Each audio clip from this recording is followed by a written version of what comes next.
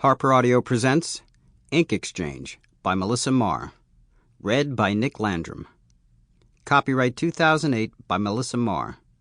Production copyright 2008 by HarperCollins Publishers. Prologue. Fall. Irial watched the girl stroll up the street.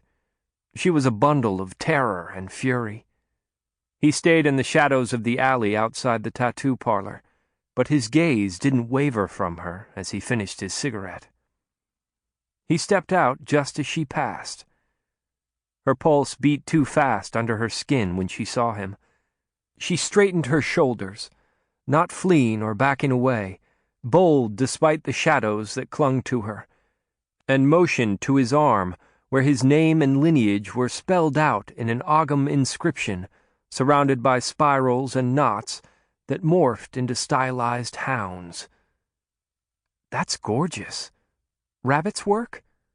He nodded and walked the remaining few steps to the tattoo parlor. The girl kept pace with him. "I'm thinking of getting something soon. I just don't know what yet." She looked defiant as she said this. When he didn't reply, she added, "I'm Leslie." Irial. He watched her struggle and fail to find more words to make him want to notice her. She was starving for something. If he took mortals for playthings, she'd be good fun, but he was here for business, not collecting trinkets. So he kept silent as he opened the door of pins and needles for her. Inside the tattoo shop, Leslie wandered away to talk to a dark-haired girl who was watching them warily. There were others in the shop, but only the dark-haired girl mattered. Because he'd made the curse that had bound Summer so many centuries ago, Irial knew exactly who she was, the missing Summer Queen, the problem. She would change everything. And soon. Irial had felt it the moment Keenan had chosen her, had stolen her mortality. It was why Irial had come to Rabbit. Change was coming. Now that the Summer King would be unbound and able to strike out at those who'd trapped him, true war was a possibility for the first time in centuries. Unfortunately, so was too much order. "Spare a moment, Rabbit?" Irial asked, but it was a formality more than a question.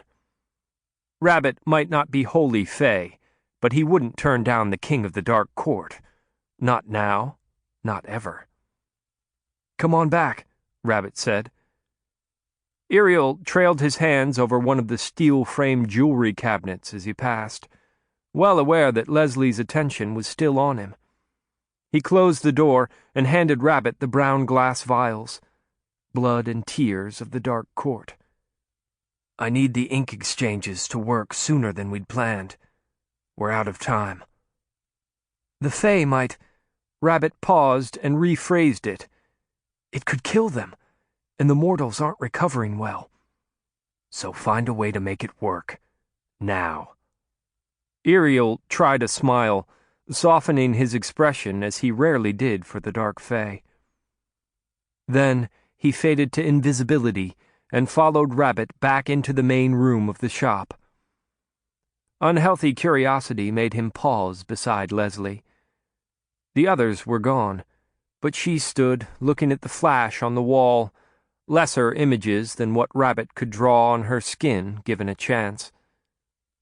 "Dream of me, Leslie," Irial whispered, letting his wings wrap around them both, enclosing them. Maybe the girl would get strong enough to withstand an ink exchange with one of the chosen fairies. If not, he could always give her to one of the weaker fae.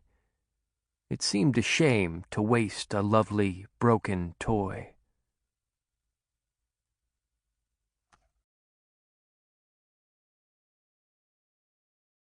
Chapter 1. Early the following year. Leslie slipped into her school uniform and got ready as quickly as she could. She closed her bedroom door softly, staying quiet so she could get out of the house before her father woke. Being retired wasn't good for her. Sample complete. Ready to continue?